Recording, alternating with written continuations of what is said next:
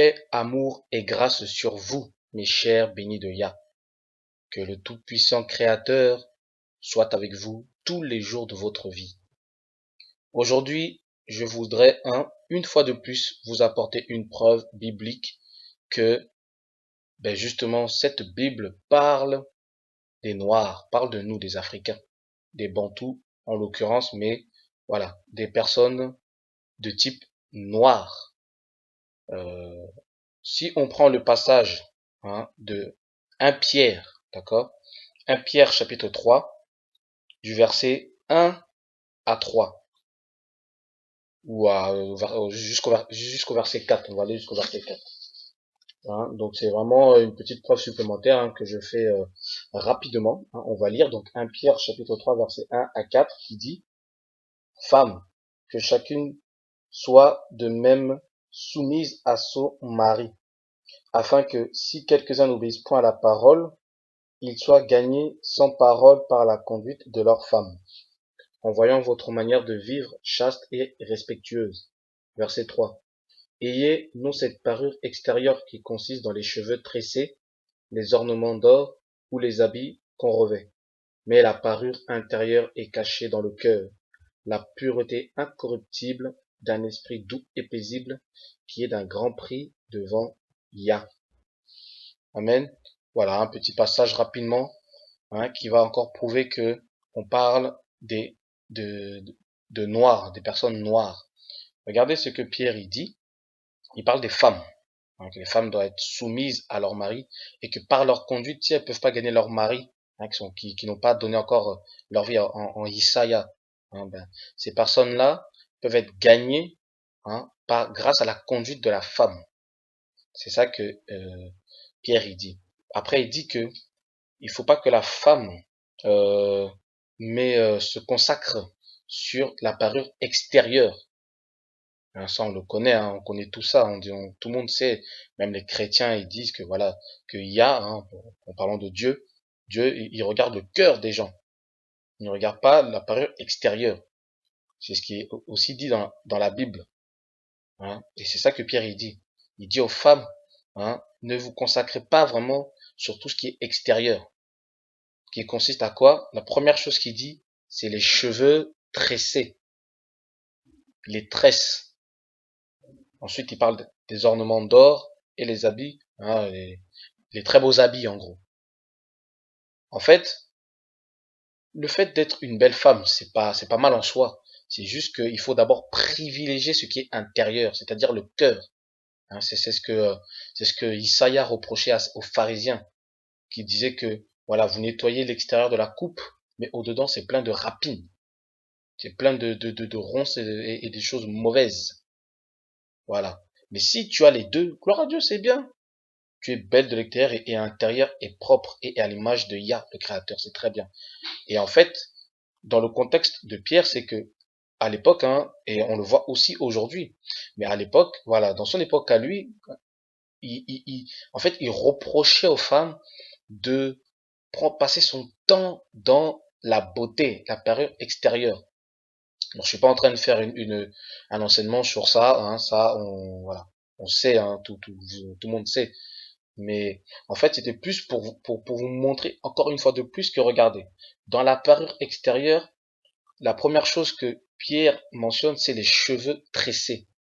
Et je vous pose la question, cette culture de tresse, ça appartient à qui? Quand on parle des femmes qui se tressent, vous prenez n'importe quelle personne dans la rue, une femme blanche, une noire, une chinoise, une arabe, qui que ce soit, vous lui posez la question, les tresses, c'est attribué à qui?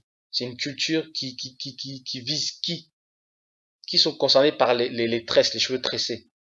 Ce sont les femmes noires. Et là, on comprend que Pierre parle aux femmes noires qu'ils avaient donné leur vie en Issaïa, les Bantous, et il leur donnait voilà des enseignements pour dire que voilà, maintenant vous devez soigner votre cœur. Et d'abord soigner votre cœur, d'accord, que ce soit votre priorité, avant même la parure extérieure qui consiste aux tresses, les ornements d'or et les habits qu'on revêt. Vous voyez?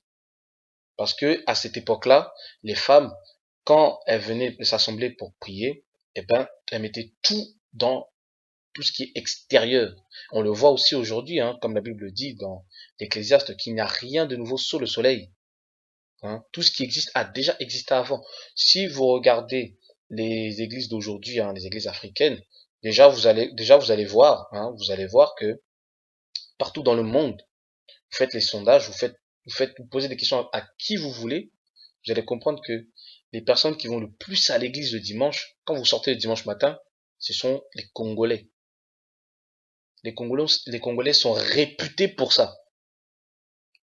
Vous, vous sortez le dimanche matin, vous allez n'importe où, vous allez voir des groupes de gens, de familles, bien habillés comme s'ils partaient au mariage, comme s'ils partaient dans un mariage en fait, alors qu'ils vont pour prier. Ça c'est connu. Partout où vous allez, aux États-Unis, au Canada, en France, en Angleterre, en Belgique, même en Afrique, même en Asie, s'il y en a, vous allez voir que ça c'est connu, ça c'est typiquement le Bantou, typiquement le Congolais, comme ça. Les femmes, elles s'habillent, il faut voir. Je ne parle même pas des jeunes. Aïe, ça on met les jeunes, on met de côté. Mais les mamans, elles se mettent belles pour aller à l'église, pour prier le Seigneur. Mais à la maison, c'est comment? Chacun sa vie, je ne suis pas là pour juger. Mais tout ça pour vous dire que c'est ça que Pierre y reprochait à ces femmes-là. Les parures extérieures qui consistent premièrement aux tresses, les tresses. Voilà l'élément que je voulais souligner hein, ce soir, ce sont les tresses. Et ça, les tresses, je suis désolé, mes amis blancs, mes amis arabes, mes amis chinois, mes amis latino-américains, mais les tresses, ça, ça caractérise tout de suite de quel type de personne on parle. Et on parle de personnes noires. Donc encore une preuve supplémentaire que la Bible parle, comme il a dit le pasteur blanc, que la Bible parle énormément de l'Afrique. Voilà encore une preuve supplémentaire. Donc voilà, c'était voilà une petite une petite révélation, enfin un petit message que je vais vous faire passer hein, pour prouver. Parce que moi je suis là toujours pour prouver, pour vous montrer, Bible à l'appui, dans la Bible, hein, que on parle des Bantous. On parle des Bantous, des tresses. Regardez-moi cette belle femme, cette image de la belle femme avec ces tresses-là. Ça, vous pouvez me dire ce que vous voulez. Les gens vont dire oui, mais voilà, je vais vous montrer des images des blanches aussi, qui ont des tresses et tout, les chinoises ou n'importe qui. Mais laissez-moi vous dire une chose. Une femme blanche, quand elle fait les tresses, ça tient pas une journée. Ça tient pas 2 jours, grand maximum.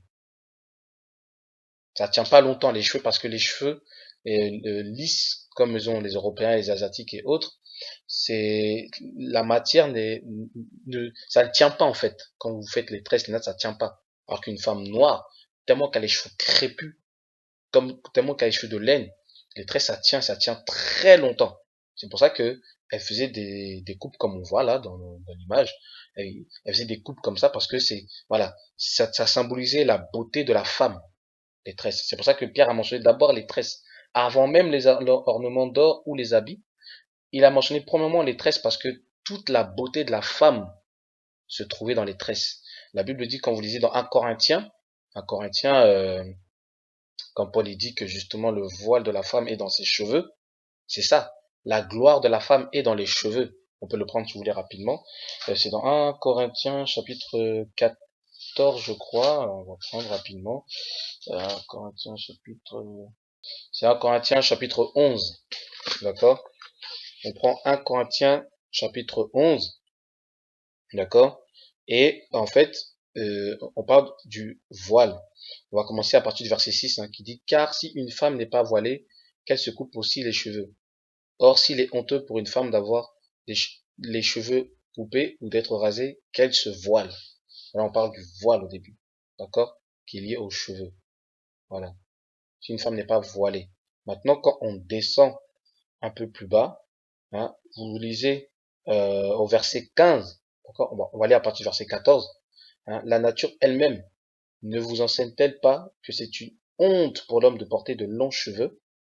Donc là, hein, Là, on fait référence à tous les hommes qui ont des longs cheveux, dont de ce faux Christ-là, hein, blanc avec de longs cheveux, cet homme impie. Hein, donc là, il est en train de blasphémer le Yah, le Seigneur, en ayant les longs cheveux et en se disant être le Messie. Vous voyez? Et au verset 15, la suite, c'est, mais que c'est une gloire pour la femme d'emporter.